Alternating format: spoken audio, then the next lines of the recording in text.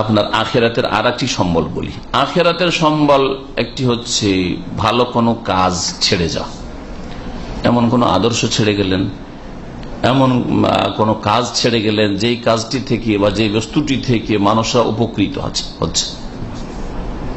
এটা অত্যন্ত ব্যাপক কথা, তাই না?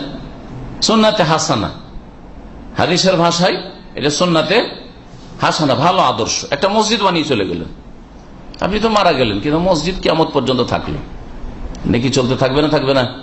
মাদ্রাসা বানিয়ে গেলেন, একটা এতিমখানা বানিয়ে গেলেন, একটা বেনামাজিকে নামাজি বানিয়ে গেলেন, একটা লোক শিরক করতো, কবর মাজার পন্থী ছিল, তাকে হেদায়েত করে গেলেন আপনি।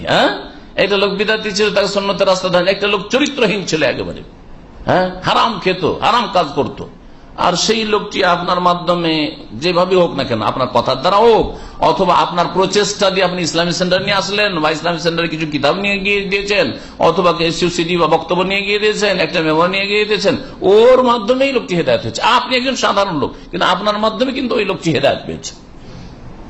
জি, মক্কায় গত হজের ডিউটিতে ছিলাম, তো একটা লিমুজিন ট্যাক্সি চালায়, বাংলাদেশি ছেলে, লেখাপড়া তেমন জানে না, ট্যাক্সি চালায়। দেখা তার সাথে, ও আমাকে কয়েক বছর থেকে খুঁজছে দেখা করার জন্য। তো এবার কেমন করে এক ছেলে আছে, তার কাছে খোঁজ পেয়েছে যে শেখ আসছেন এবার হজের ডিউটিতে, আপনার সাথে দেখা করিয়ে দেবো, দেখা করতে নিয়ে এসছে।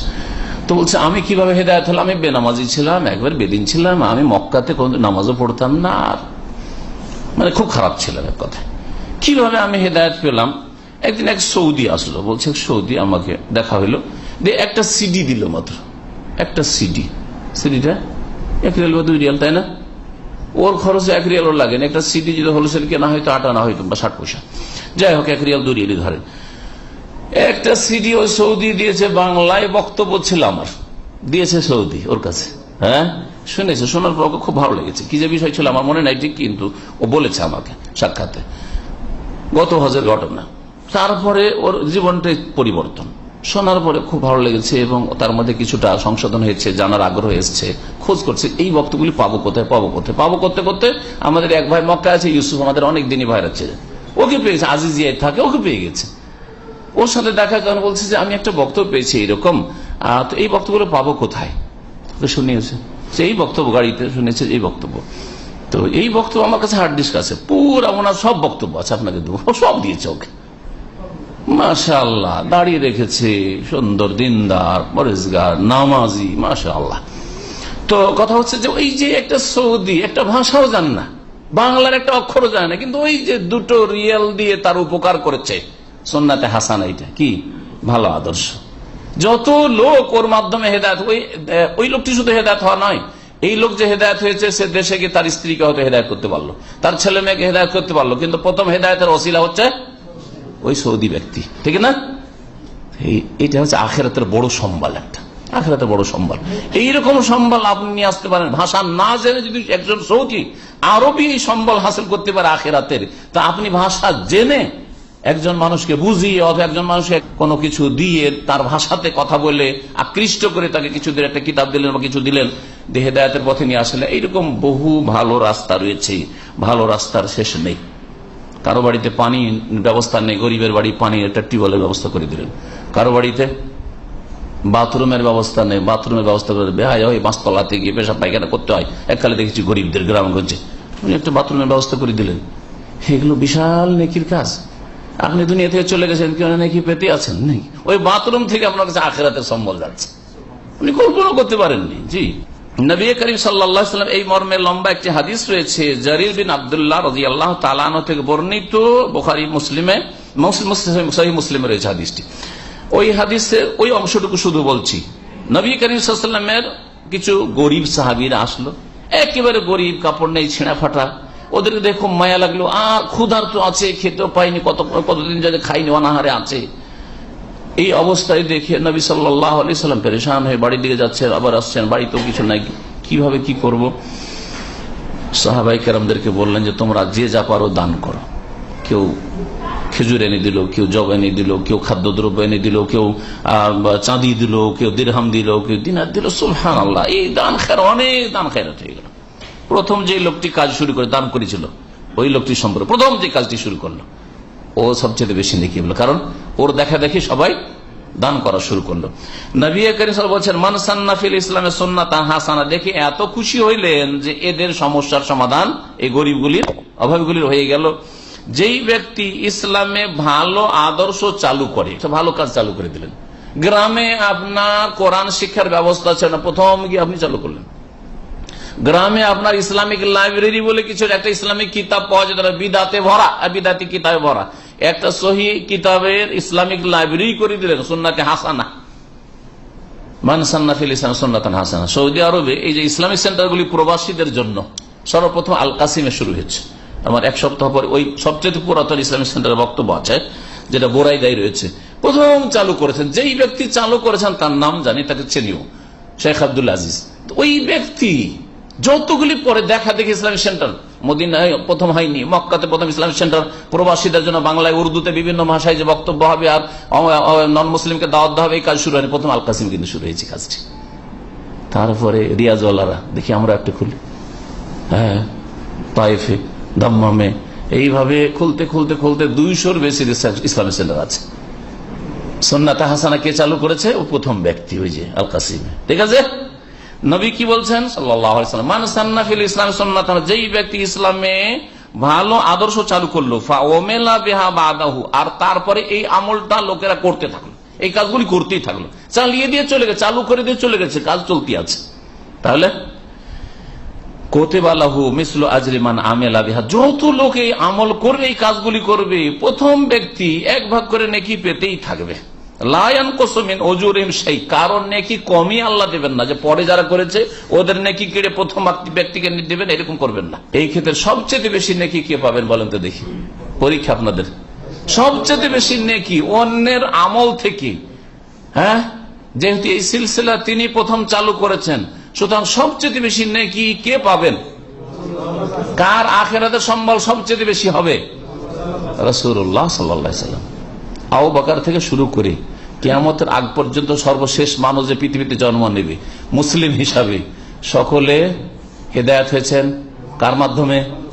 মুহাম্মদুর রাসূলুল্লাহ সাল্লাল্লাহু আলাইহি ওয়াসাল্লামের মাধ্যমে। তো সবার নামাজের নেকি, রোজার নেকি, হজের নেকি, যাকাতের নেকি, সৎকর্মশীল হওয়ার নেকি, যত ভালো কাজের নেকি, গুনাহ থেকে বেঁচে থাকার নেকি, সব নেকি 1 ভাগ করে পাচ্ছেন কিনা তিনি সাল্লাল্লাহু আলাইহি ওয়াসাল্লাম। জি, এটা বড় বেনিফিট। সুতরাং এই বিষয়টা বুঝে নেওয়ার পরে আপনাকে আবার খোঁজ দিতে হবে যে কিছু দিনের কাজ করেন, কিছু দাওয়াতের কাজ করেন, কিছু ইসলামের কথা মানুষকে বলেন না, আপনার খরচ এটা, কারণ আপনার এত বড় বেনিফিট আপনি কল্পনা করতে পারেন। আজকাল এই ডিএকশন আর ডেস্টিনি আর কি, এই দুটো হারাম পয়সার জন্য লেগে যাচ্ছেন, যে 10টা যদি আমি কাস্টমার ঠিক করতে পারি, হ্যাঁ, যদি মেম্বার তৈরি করতে পারি, তাহলে আমার এই পয়েন্ট বাড়বে, আর এই হবে সেই হবে, হারাম খাচ্ছেন।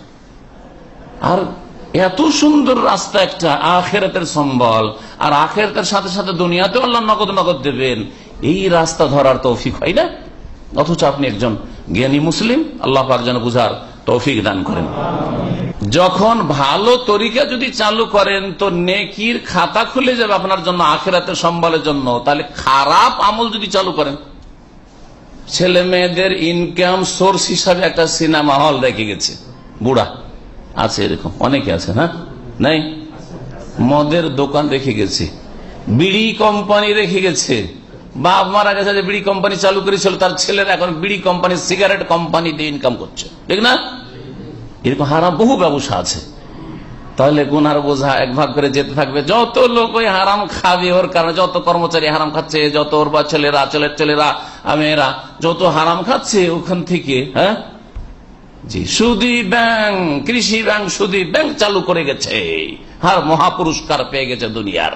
কিন্তু গুনহার মহাপুরস্কার যেতেই আছে, গুনহার মহাপুরস্কার যেতে আছে, জি, ঠিক কিনা? সুদের গুনাহ পাবে না যে লোক সুদী ব্যাংক প্রথম চালু করে গেল। যত লোক সুদ খাবে, সুদের আদান প্রদান করবে, সব গুনাহ 1 ভাগ করে যেতেই থাকবে, যেতেই থাকবে, যেতেই থাকবে।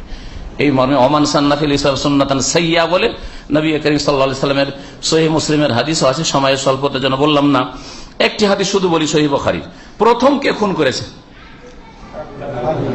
হ্যাঁ, কাবিল খুন করেছে। কাবিল কার ছেলে? আদমের ছেলে। কাকে খুন করেছে?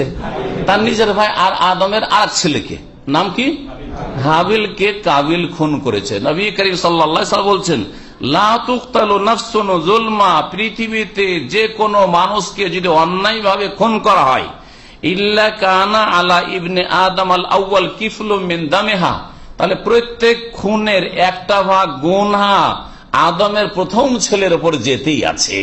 প্রথম ছেলে কাবিলের ওই যে আদমের বড় ছেলের ওপর এক ভাগ গুনাহ খুনের যেতে, যত খুন হচ্ছে কাবিল আর এক খুনি হইল, আর এক খুনি হইল, আর এক খুনি হইল, খুনি খুনি খুনি খুনি যত গুনাহ পাচ্ছে, ও প্রথম খুনি কাবিল অতটা করে গুনাহ পাচ্ছে। তো চিন্তা করুন যে কত লোক পৃথিবীতে আজ পর্যন্ত খুন হয়েছে, হ্যাঁ, অত্যাচারিত হয়ে, আর কত লোক খুন হচ্ছে আর হবে কিয়ামত পর্যন্ত, হ্যাঁ, নির্যাতিত হয়ে। তাহলে এই সব গুনার বোঝাগুলি কার উপর চাপতে আছে? আদম আলাইহিস সালামের ছেলে কাবিল অসতের চাপতে আছে। সুতরাং অসৎ কখনো হবেন না, অসৎ পথ খুলবেন না, গুনার পথ চালু করে যাবেন না। সূরা নাহলের আয়াত নম্বর 25 এই বিষয়টিকে বলা হয়েছে যে যারা গুনাহগার তারা নিজের বোঝা উঠাবে, লিয়াহমিলু আওজারহুম কামিলাতান ইয়াউমাল কিয়ামা ওয়া মিন আওজারিল্লাযিনা ইউদিল্লুনাহুম বিগাইরি ইলম, আর ওদেরও বোঝা উঠাবে যাদেরকে ওরা পথভ্রষ্ট করেছে। মাজার পূজা, মাজারে সেজদা করা কি ছোট শিরক না বড় শিরক? আল্লাহ ছাড়া অন্যের কাছে চাওয়া, বাবা গো ছেলে দাও, রোগ ভালো করে দাও, নেকির কাজ না গুনার কাজ? হ্যাঁ, ছোট গুনাহ না সবচেয়ে বড় গুনাহ? সবচেয়ে বড় গুনাহ। তাহলে যেই ব্যক্তি প্রথম মাজার চালু করে গেছে, মাজার পূজা, যতগুলি মাজার পূজা হচ্ছে এক ভাগ করে এই বড় শিরক, যত লোক শিরক করছে এক ভাগ করে গুনাহ পাচ্ছে না? পাচ্ছে না? ওই রকম মূর্তি পূজা যে প্রথম চালু করেছে এক ভাগ করে মূর্তি পূজা, যত গুনাহ হচ্ছে শিরকে পাচ্ছে। মিলাদ করা সওয়াবের কাজ, বিদাত, বিদাত মানে গুমরাহি, গুমরাহির পরিণাম জাহান্নাম। তো যেই ব্যক্তি প্রথম মিলাদ চালু করেছে তার দশা কি হবে ওই রাফেজির? হ্যাঁ, যেই ব্যক্তি হ্যাঁ মিশরে শাসন ক্ষমতার বলে মিলাদ চালু করেছিল, খ্রিস্টানদের দেখা দেখি খ্রিস্টানরা যদি 25 ডিসেম্বর করে তো আমরা কেন করব না? যেই ব্যক্তি শবে বরাতের হালুয়া রুটি চালু করেছে, শবে বরাতের দলে দলে কবর জিয়ারত চালু করেছে, শবে বরাতের নফল পড়া চালু করেছে, অথচ রাসূলুল্লাহ সাল্লাল্লাহু তার সাহাবায়ে কেরামরা করেন নাই। তাহলে বলেন, যদি এটি গুনার কাজ হয়, আর নিঃসন্দেহে এটি বিদাত, আর বিদাত হচ্ছে গুমরাহি, গুমরাহি পরিণাম জাহান্নাম। যে প্রথম এই শবে বরাত চালু করেছে সেই ব্যক্তি গুনার কাজ বিদাত যেহেতু চালু করেছে, যত লোকে বিদাত করতে থাকবে এক ভাগ করে গুনার বোঝা চাপবে না? চাপবে না? ইসলামে সবে কাদার আছে, ইন্না আনজালনাহু ফি লাইলাতিল কদরি। যদি সবে বারাত থাকবে তো আল্লাহকে বলতেই কষ্টটা, অসুবিধাটা কি? বা আল্লাহ পাক নাই কোরআনে বললেন না সংক্ষেপ সব কথা কোরআনে নেই, রাসূলের হাদিসেও তো থাকবে লাইলাতুল কদর, ওই রকম লাইলাতুল বারাত, সবে বারাত এই কথাই থাকবে। একটা জয়ীফ হাদিস দেন তো দেখি, যেই হাদিসে এই রাত্রি 15 শাবানের রাতটিকে সবে বারাত বলা হয়েছে, লাইলাতুল বারাত বলা হয়েছে নেই। তারপরেও যদি মনে করেন যে এটা সওয়াবের কাজ, নিঃসন্দেহে বিদাতের কাজ। আর যত লোকে বিদাত করতে থাকবে, প্রথম ওই বিদাতি যে বিদাত চালু করেছে শবে বারাতের, তার উপর গুনহার বোঝা চাপতে থাকবে।